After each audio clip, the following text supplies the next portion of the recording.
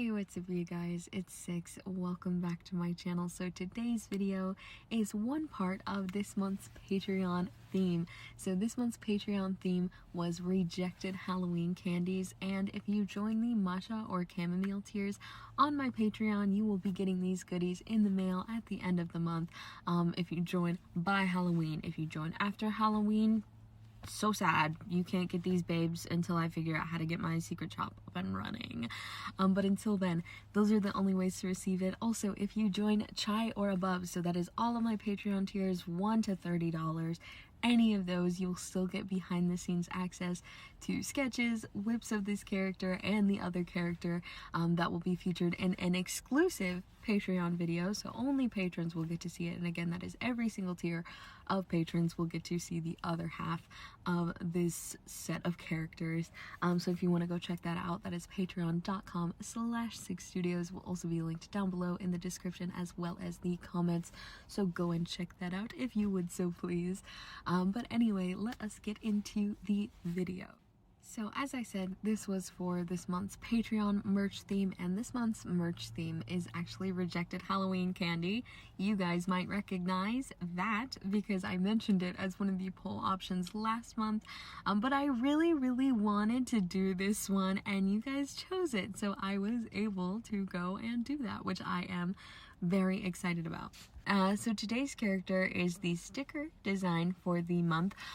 It is based on black licorice. I had some struggles when it came to designing the characters for this month. Choosing the candies was so easy because there are so many candies that people have really convoluted and controversial opinions of. I knew that I wanted to do candy corn because candy corn would be a very simple or not simple, but it has a lot of different like visual elements to it. It has, it's tricolored, it's, the triangles, it's very like recognizable while still being able to make alterations to it and not have to like purely focus on just the candy itself. I'll be able to pull off of a lot of different things to help with the design, but as you can see, we're not working on candy corn today. We are actually working on one of the other options I chose, which is black licorice. So I was strongly debating between doing black licorice and circus peanuts and the reason that I ultimately decided to choose black licorice was because I realized that black and white would be a very nice, very easy color scheme, especially because from the beginning I kind of already knew that I wanted to do a kind of clown character with this one. I've just been really liking to draw clowns lately. It's one of my favorite things to go to, and it's one of my things that when I do draw them, you guys get really excited about. So I figured, yes, it's time. I need to do another clown character. And then again, black and white, very simple, versus a circus peanut orange, all orange, would have been possible, would have been very doable, but also would have been maybe just too much in my opinion. And also the thing that ultimately made me land on black licorice as opposed to circus peanuts was because when I was looking up pictures to kind of like reference the candy itself, black licorice had a lot of different visual differences. So for example, there's like the flat kind of rolled up type of black licorice. There's the, classic licorice twist, like when you think of a Twizzler. And then I also saw when you cut through, a piece of the little twisty kind, it makes almost like a honeycomb pattern that I thought was super pretty. So I had a couple of different ways I could actually represent the candy versus with a circus peanut. It's a peanut. There's no really, when you cut it in half, it's a smaller peanut. It's a peanut in half. There weren't really any like ways that I could alter or change it. And then I also couldn't figure out how to incorporate the candy itself. Even if I was just gonna do like the full solid form of the peanut, how could I implement that in the design without directly just using the peanut and having her like eat the peanut or hold the peanut? it just wasn't working for me. I couldn't make it, what's the word? I couldn't transform it enough for me to want to use Circus Peanut as the sticker for the month. So I did ultimately end up going with Black Licorice, because once I started looking through all of the different like visual elements of it, I was like, oh, the twists could be like side braids, and then the honeycomb could be like a pattern for her, you know, her clown makeup. The twist could be like a little necklace, and just all of these things started popping up. And so did a sketch, which did not happen for the Circus Peanut. So yeah, that is ultimately how this character came to be. I am so incredibly pleased with how she turned out. I am obsessed with her. I went really hard with the rendering for some reason. So it started off, everything was very, very normal. Of course, I started with my base layer. I started doing shading, which, by the way, I do plan on hopefully at some point in the near future doing a skin rendering tutorial of some sorts, because it has been a while since I've done one, and I have made a lot of changes to how I render, similar to what I was talking about when I did the hair tutorial a few weeks ago. So if that's something that you guys want to see, let me know down below.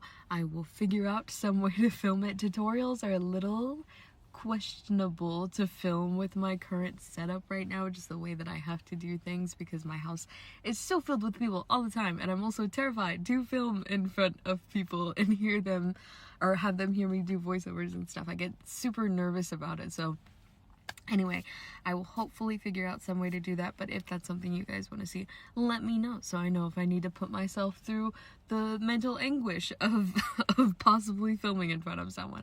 Anyways, so the rendering went super normal, and then when I started doing her clown makeup, that's where things got kind of a little bit interesting. So I wasn't exactly sure. I knew I wanted everything to be black and white, but because I'd done the base of her paint to be white with like a little bit of a purple kind of hue to it, almost like a very pale lavender, I was like, should I incorporate a little bit of purple into the design? But then I was like, no, I shouldn't do that. I wanted to keep everything black and white. But something in me kept making me want to do purple, so I did a very like gray purple, and I started shading her blush, and I was like, oh no, it's so pretty. And I just started going really crazy with like just the levels to which I was blending everything. I was getting like really like zoned in and like specific with how blended I wanted certain things to be. I think I redid her blush layer like twice. I was really finicky with how dark or light the blushing on her nose was, because I didn't want it to be like, when I do clown makeup, I always do the noses to be like that style where it's like, yes, it's covered, but it like fades out. It's not like a physical like nose that's on top of your nose. It's not like a clown nose. It's like it's painted on, it's blendy, just because I think like when I see those on Pinterest and stuff, it's super pretty. I think it's really well done, and so when I make clown characters, that is what I'm trying to emulate. But I also do want it to be like a noticeable difference between like actual like blush, like as in your skin is flushed, versus like makeup, like clown makeup. This is very intentional. It's you know, it's a considerable different amount than what's on your cheeks.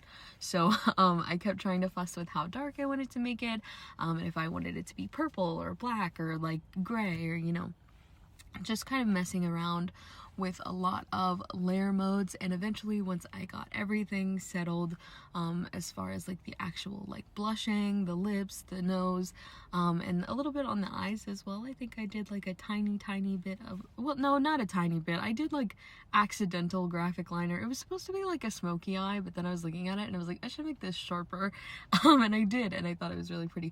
I also, for the first time, I did those little like circles around the corners of the mouth. I don't normally do that, but for some reason, something in me when I was designing this character was like, her makeup has to have that. It has to have that, because it would be so cute.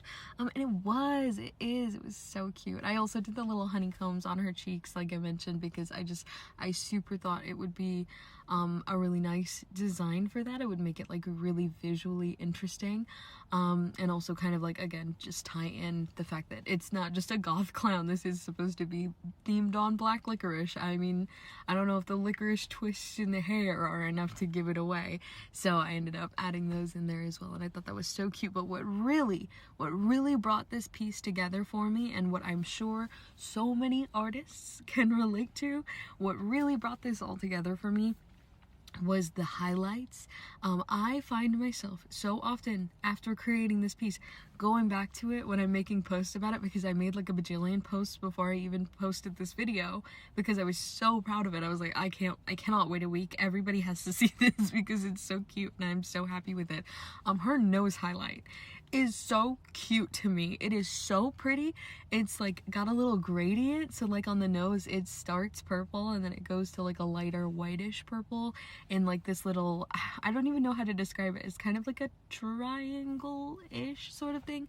I don't normally have such a harsh highlight when it comes to shading noses and stuff. I usually do like a couple of dots on the bridge, and then I'll do or no, not on the bridge, on the tip, and then I will do like a light line on the bridge of the nose, like just one singular straight line usually, and then I'll do a little bit on the forehead. But this, I brought it from the tip all the way up to her, in between her eyebrows, and it is so cute. It's so cute. I feel like it's so pretty. I don't know if I would imagine it as like her being really shiny, or it being like a really exaggerated highlight that's like done with makeup, you know what I mean? I don't know. I just think it's really pretty, and I keep staring at it. I keep staring at it so much. It is so cute, and I am, again, I'm just really happy with how this design fully turned out to be, because it was the one that I struggled with the most. Again, as I was mentioning at the beginning of the video, my candy corn character came together so quickly. You can see, I believe just the sketch for her is currently out on Patreon.